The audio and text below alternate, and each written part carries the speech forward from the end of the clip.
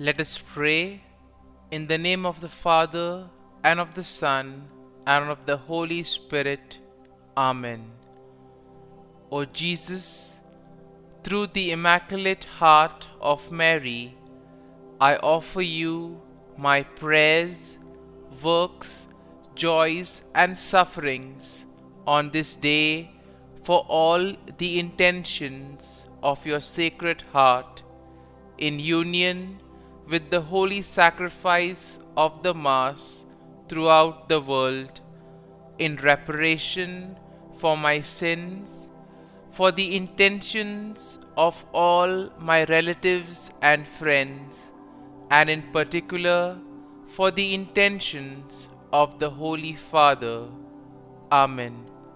Together, let us pray for the intentions of the Holy Father for the month of October, for collaboration between different religious traditions.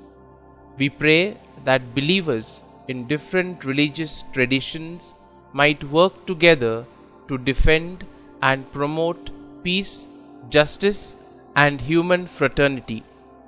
Our Father, who art in heaven, hallowed be thy name. Thy kingdom come, thy will be done, on earth as it is in heaven. Give us this day our daily bread, and forgive us our trespasses, as we forgive those who trespass against us. And lead us not into temptation, but deliver us from evil. Amen. Hail Mary, full of grace, the Lord is with you. Blessed are you amongst women, and blessed is the fruit of thy womb, Jesus. Holy Mary, Mother of God, pray for us sinners, now and at the hour of our death. Amen. Glory be to the Father, and to the Son, and to the Holy Spirit, as it was in the beginning, is now, and ever shall be, world without end. Amen. My dear friends, as we enter in the presence of the Lord, as we begin this new day, let us take a few moments to thank the Lord for all that He has done for us. We see that right from the time of our birth till now, there have been many instances or events where the Lord has worked wonders in our lives. He has guided us, He has protected us, He has shown us the way, helped us to overcome challenges and difficulties. And in this way, we can identify Him guiding us all through our lives. But there are occasions wherein we find it difficult to recognize His presence among us. We find it difficult to identify the blessings and the graces. And here we see that it is in these occasions that we need to specially ask the Lord to give us the grace that we may be able to identify those graces, those blessings in our lives. And therefore we see that the first thing to do is to be grateful to the Lord for all that He has done. And therefore, as we begin today's morning prayer, let us begin on this note of gratitude. Let us ask the Lord to help us identify His presence in our lives. And therefore, let us begin by thanking the Lord for all the things that He has done for us.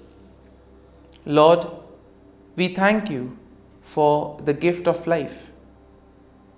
We thank You for giving us talents, opportunities, and various gifts that enable us to become better persons, and also that enable us to reach out to others and make a difference in the lives of others. Lord, we also want to thank You for the gift of our family members, friends, relatives, near and dear ones, and all those who play a very important role in our lives. We see that it is these people who have been instrumental in making us who we are. They are the ones who have devoted their time, energy, and effort. And as a result of it, they have molded us and they have made us better individuals. So today, Lord, in a very special way, we ask you to bless all their endeavors and give them all the graces that they may require in life.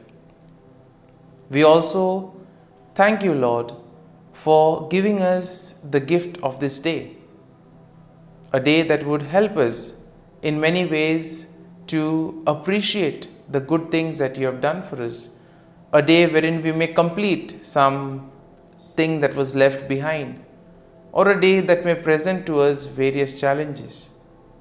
Whatever be the situation, Lord, we ask you to be with us and guide us. Allow us to be led by you. Lord, we also thank you for the opportunities, for the experiences that you have given us in life. There have been many experiences wherein we have enjoyed, and these are the experiences that we want to cherish in life. But at the same time, there have also been those experiences and those moments wherein we have found it difficult to accept them. These are the experiences that have been learning experiences. They have taught us a lot in life. Though they may have been hard, bitter, but still they have given us a valuable lesson. They have made us stronger. And therefore, Lord, we also thank you for those moments which have helped us to become strong, which have helped us to become better individuals. And Lord, we also thank you for giving us opportunities to reach out to others, to make use of our talents. And thus, Lord, we ask you to be with us, guide us throughout this day. Lord, allow us to be led by you, so that whatever we do, our actions, our words, may reflect your love, joy, and mercy to the world around us. Help us to become your instruments, so that you may work in and through us. And therefore now, my dear friends, let us all close our eyes at this moment and let us praise the Lord that He has woken us up in this morning. We thank Him for the good health that He has given us, for the good night's rest. We thank Him for keeping us safe and sound, for protecting us from all danger, from all harm. He has kept us in His love, and at every moment we see that His gaze is upon us. He never abandons us. He is always there, guiding us, protecting us, showing us the right path. He loves us. And for all this, let us praise Him, let us thank Him, and let us glorify Him. Lord, as we offer you this day, we ask you that you be with us. Help us to make the right decisions. Help us to do the right things, so that we too may become worthy instruments, that we may be worthy workers in your vineyard. And therefore, my dear friends, let this day be a day of joy and blessings in the name of our Lord Jesus Christ. My dear friends, let us now reflect and meditate on Psalm 65. As usual, we shall have a general overview of the psalm, and then we shall take a look at a few verses in detail, trying to see how the psalm plays an important role in our lives. And therefore we see that Psalm 65 is in a way a psalm of praise that is attributed to David. It is a beautiful hymn that celebrates God's goodness and provision in the natural world. It also shows how God cares for His people. Now the psalm can be divided into three main sections. The first is an exaltation of God's character and praise for His acts, and that is something that we'll find in verses 1 to 4. Then in verses 5 to 8 we have the recognition of God's power and control over creation. And then in the final section, from verses 9 to 13, we have gratitude for God's provision and blessings and a declaration of the psalmist's response in worship. And therefore we see that this psalm in a way will motivate us to express our faith and trust in the Lord. Psalm 65 in a way is a profound expression of praise and gratitude for God's goodness and provision. It celebrates God's character and acknowledges His control over creation. In a way, we are all invited to give thanks to the Lord for the abundant blessings, for all the graces and gifts that He has showered on us. The psalm invites us to recognize God's handiwork in the natural world. It calls us to see God in creation, see God in the things around us, and therefore to respond with joyful worship and gratitude. And therefore something, when we look at creation, when we look at the things around us, can we thank the Lord for those things? Can we thank the Lord for the beautiful nature around us? And therefore we see that Psalm 65 will be a reminder that God is indeed the source of all blessings. And therefore it is our duty and our salvation to praise Him and give Him thanks. And now, having seen the general overview of the psalm, let us go and look at a few verses in detail. Now verses 1 to 4 go like this. Praise is awaiting you, O God, in Zion, and to you the vow shall be performed. O you who hear prayer, to you all flesh will come. Iniquities prevail against me, as for our transgressions. You will provide atonement for them. Blessed is the man you chose and caused to approach you, that he may dwell in your courts. Now the psalm begins with a declaration of praise and recognition of God's presence in Zion. And in this way, the psalmist acknowledges that all flesh will come before God with all their prayers. That means all individuals, all people will go to the Lord with their prayers, and the Lord will welcome them. He will willingly listen to all that they have to tell Him. And therefore this is a good reminder for us that when we find ourselves in difficult moments, we can approach the Lord, we can speak to Him, and He will be there to listen to all our prayers, to all our feelings, all our sentiments. And here we see that there is also an acknowledgement in this first part of the psalm of personal sins and the assurance of God's atonement. The Lord will forgive us. He will cleanse us of all our sins. And therefore we see that the psalmist here declares the blessedness of those chosen by God, who are allowed to dwell in His presence, and those who are allowed to experience His satisfaction and goodness. And thus we move to verses 5 and 8, which go like this. By awesome deeds in righteousness you will answer us, O God of our salvation. You who are the confidence of all the ends of the earth and of the far off seas, who established the mountains by His strength, being clothed with power, who stills the noise of the seas, the noise of their waves, and the tumult of the people. In this section, we see that the psalmist praises God for His power and control over creation. The psalmist recognizes that God is indeed the source of salvation, and therefore all of us need to place our confidence in the Lord. Place our faith and trust in Him that He will guide us, He will protect us. And therefore the psalmist is very happy. He marvels at the ability of God to establish mountain, to still the raging waters, and to cause many things in creation. He is also amazed that the Lord is able to calm down various tumults among the nations. Therefore, let us pray for peace at the same time. There are many parts of the world where peace is the need of the hour.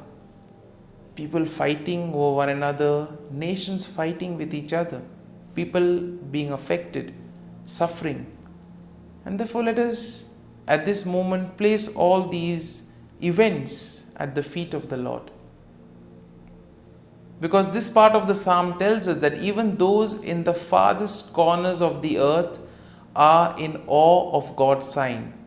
Therefore, nothing is impossible for God. Therefore, we need to go to Him with all our difficulties. And finally, we see that in verses 9 to 13, go like this: You visit the earth and water it, you greatly enrich it. The river of God is full of water. You provide their grain, for so you have prepared it. You water its ridges abundantly. You settle its furrows. You make it soft with showers. You bless its growth. And therefore we see that the psalmist expresses his gratitude for God's provision and blessings in the natural world. Therefore God's visitation upon the earth brings about abundance, and it enriches the land and provides water and all the nutrients for growth. Therefore the psalmist acknowledges God's goodness that permeates the passing seasons and the overflowing abundance that results from it. And therefore we see that the imagery of pastures, valleys, flocks and grains depict a land that is bursting with life, therefore leading to joy and the songs of praise. And therefore we see that the psalmist will conclude with the final statement of the psalmist's response to God's blessing. The psalmist declares that the blessing of God extend even to seemingly desolate places. That means no place is excluded from the presence of the Lord. The Lord is present everywhere. Nothing is impossible for God. And therefore it gives us confidence that we can turn to the Lord and ask Him to intervene in whatever difficult situation we may be in. My dear friends, as we have reflected and meditated on Psalm 65, let us now spend a few moments in silence, reflecting on the psalm.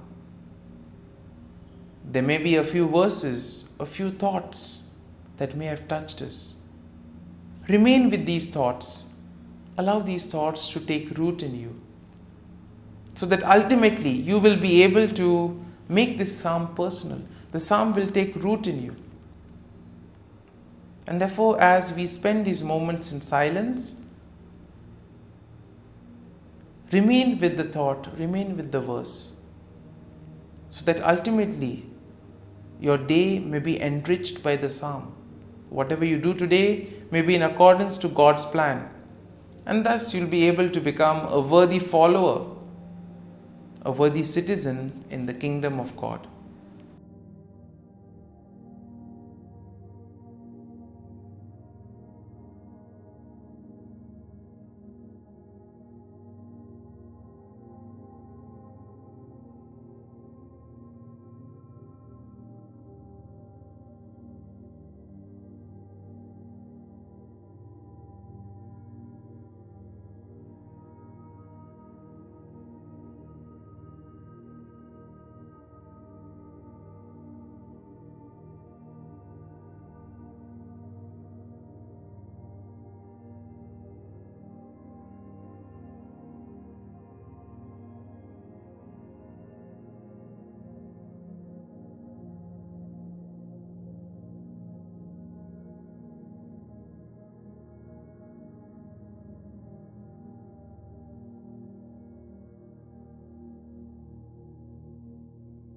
Prayer to Saint Michael the Archangel for protection. Saint Michael the Archangel, defend us in battle. Be our defense against the wickedness and snares of the devil. May God rebuke him, we humbly pray. And do thou, O Prince of the heavenly hosts, by the power of God, thrust into hell Satan and all the evil spirits who prowl about the world, seeking the ruin of souls. Amen. Act of Adoration. O Sacrament most holy, O Sacrament divine, all praise and all thanksgiving be every moment thine. Saint Gertrude Prayer for souls in purgatory. Eternal Father, I offer Thee the most precious blood of Thy divine Son, Jesus, in union with the masses said throughout the world today, for all the holy souls in purgatory, for sinners everywhere, for sinners in the universal church, those in my own home and within my family. Amen. May the divine assistance remain always with us, and may the souls of the faithful departed through the mercy of God rest in peace. Amen. Glory be to the Father, and to the Son, and to the Holy Spirit, as it was in the beginning, is now, and ever shall be, world without end. Amen.